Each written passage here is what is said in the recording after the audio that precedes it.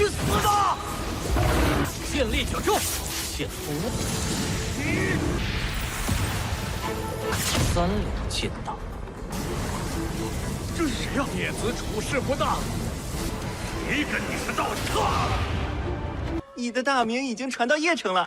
叶家叶剑，不知是否啊？绝世天才。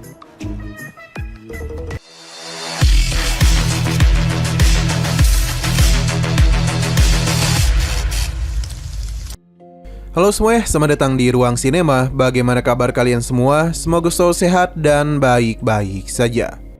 Sesuai jadwal, jadi pada hari ini kita akan kembali melanjutkan series Donghua I Can Have Infinity Engagement episode terbaru, yang mana ini adalah episode yang ke-45. Bagi yang baru bergabung dan series ini, kita sudah sediakan playlistnya. Jadi kalian bisa mudah mencari di mana episode awal dari series ini.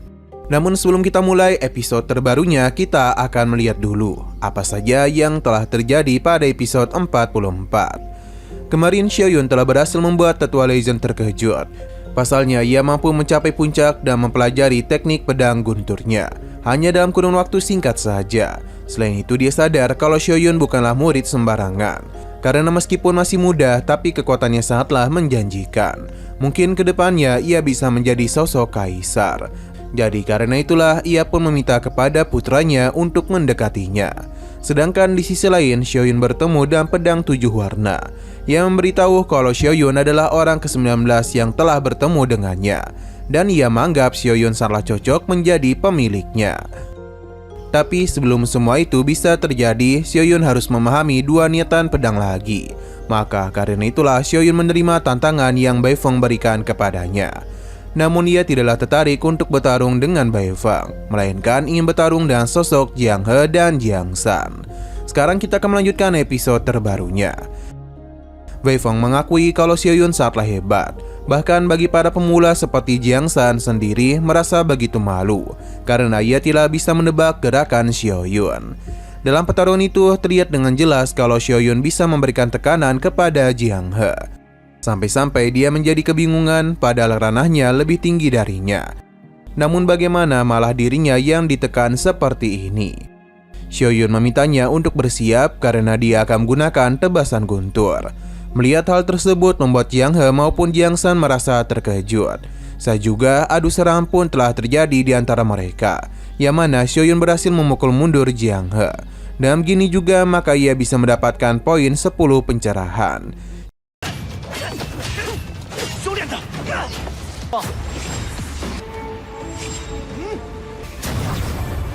Xiaoyun berterima kasih atas pencerahan yang diberikan oleh Xiaoyun. Bahkan ia tidak niatan untuk menghabisinya, karena Xiaoyun itu hanya ingin belajar teknik pedang kuno darinya. Di saat Xiaoyun hendak pergi, Bai Feng langsung saja melancarkan serangan dengan pedang suci miliknya. Hua mencoba untuk memberikan peringatan kepada Xiaoyun, tapi semua itu tidaklah membuat Xiaoyun takut dan langsung saja melancarkan serang balik dengan beberapa teknik pedang dugu miliknya. Alhasil dalam adu serangan tersebut, serang Bai Feng dan mudah Xiaoyun hancurkan. Tidak hanya itu saja, serangan lanjutannya juga berhasil melukai Bai Feng. Untuk pedang sucinya sendiri akan diambil oleh Xiaoyun.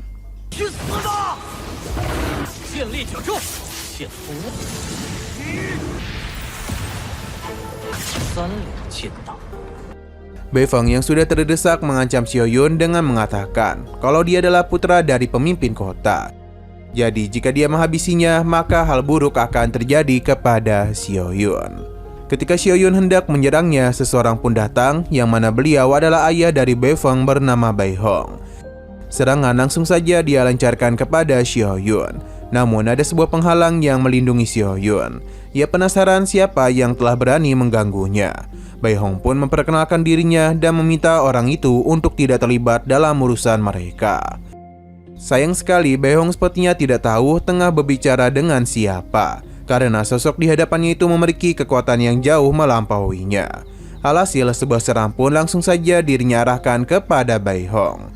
Beruntungnya nyawa Bai Hong masih bisa diselamatkan oleh kedatangan leluhur keluarga Bai.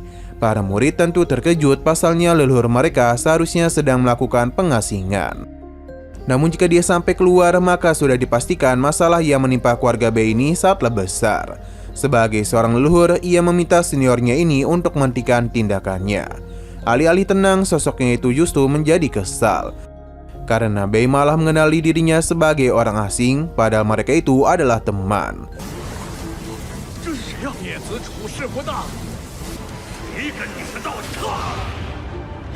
Serangan hebat yang telah terjadi menyadarkan para murid kalau keluarga Dugu sangatlah hebat. Mereka yakin dengan begini maka sudah tidak ada lagi yang berani meremehkan keluarga Dugu. Sedangkan untuk Jiang bersaudara mengetahui kalau sebenarnya di hadapan mereka adalah Xin Binyu. Namun mengapa dia itu malah berpura-pura menjadi murid sekte pedang?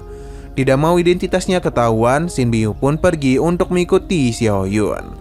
Setelah dari sana, Xiaoyun pun pergi ke sebuah tempat karena bagaimanapun dia ingin menyerap pedang suci ini. Setelah memakan waktu beberapa hari, semuanya telah selesai juga. Hua pun datang untuk memberitahunya kalau Yifei akan berduel dengan Zhou Ji. Xiaoyun yang penasaran tentu akan pergi ke sana.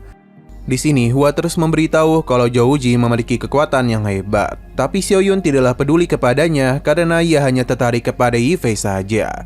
Sampai pada akhirnya ada seorang pria yang kemungkinan besar dari keluarga Yi. Dia menyambut kedatangan mereka dan mempersilakan mereka untuk masuk. Pria ini bernama Yi Jian. Ketika Xiaoyun memperkenalkan dirinya yang berasal dari keluarga Dugu, membuat Yi Jian terkejut. Pasalnya namanya itu sudah terkenal di mana-mana, apalagi setelah mengalahkan Bei Fang. Xiaoyun sangat senang karena namanya menyebar dengan cepat. Yi Jian mengajak mereka untuk pergi ke pengumpulan gedung Tiandi. Ini bukanlah pertemuan biasa karena hanya mengundang para jenius hebat saja.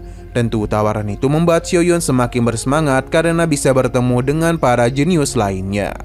Dengan begini, Yi Jian pun mempersilakan mereka untuk masuk. 你的大名已经传到邺城了。叶家叶剑，不知是否绝世天才？ Kita lalu dibawa berpindah ke gedung Tiandi, yang dimana ada begitu banyak jenius yang ada di sana. Kita pun diperkenalkan dengan pria bernama Ao Suang. Ia memiliki hubungan baik dengan Yi Jian, jadi dia pun langsung saja mengajaknya untuk minum. Hanya saja ketika menerima cangkirnya terdapat putaran energi yang cukup kuat. Tapi ini semua mampu Yi Jian atasi. Bagi Xiaoyun yang tidak tahu apa itu, mulai dijelaskan oleh Hua kalau tadi adalah gelas anggur yang direkomendasikan oleh Jian Jing Order. Semua itu diperlukan untuk menguji niat pedang seseorang. Bisa dianggap ini adalah permainan yang cukup populer di kalangan jenius pedang. Untuk bisa minum bersama mereka, maka harus menyelesaikan permainan ini. Jadi karena itulah Yi Jian pun memberikan kembali anggur ini kepada Ao Suang. Bisa dikatakan juga hanya jenis sejati yang boleh meminum anggur tersebut. Mendengar hal itu membuat Xiaoyun menjadi begitu tertarik. Mereka pun memberikan tepuk tangan kepada Ao Suang. Oh ya, dia ini adalah putra suci dari Pila Wanjian. Xiaoyun yang merasa tertarik pun membuat Yi Jian penasaran apakah dia juga ingin bermain. 这是何意？此乃剑力重则悲碎，不愧是万剑山庄的神子。叶兄，在下也想讨。 Berhubung Ao Suang masih belum mengenalinya, jadi Yi Jian pun memperkenalkan Xiaoyun yang masih menggunakan nama keluarga Dugu. Setelah Xiaoyun dan Ao Suang saling berkenalan, maka ia pun langsung memberikan gelas anggur ini kepadanya. Niat pedang yang ia lontarkan dengan mudah Xiaoyun tahan. Melihat hal tersebut membuat mereka terkejut. Pasalnya ini adalah pertama kalinya bagi Xiaoyun. Namun ia dengan mudah beradaptasi yang seakan-akan niat pedangnya itu telah berada di tingkat yang tinggi. Ao Suang pun semakin tertarik kepadanya. Bahkan ia mempersilakan Xiaoyun untuk mengunjungi Pila Wanjian mereka. Di sana Xiaoyun akan disambut dengan baik jika menggunakan token pemberiannya. Setelah pertemuan itu, mereka pun berpindah ke area pertarungan yang mana Ao Suang penasaran mengapa arena Feng Shen Tiai digunakan. Padahal tempat itu tidaklah biasa.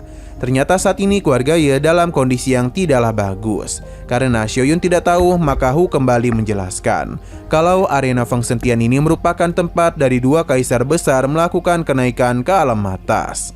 Kadang fenomena aneh akan terjadi di tempat itu. Semakin berbakat orangnya dan semakin besar pertarungan, maka fenomena langit dan bumi pasti akan terjadi. Xiaoyun pun akhirnya paham juga. Begitu pula dengan Ao Suang. Dia yakin pertarungan ini pasti akan menciptakan anomali yang tidak biasa. Hijian membenarkan hal tersebut dan ini jugalah yang diinginkan oleh keluarga Yinya. Jika ada hal yang bagus, maka ia akan membaginya kepada mereka. Dan adanya Zhouji dalam pertarungan ini, maka Xiaoyun yakin fenomena aneh itu akan benar-benar terjadi. 我听说这地方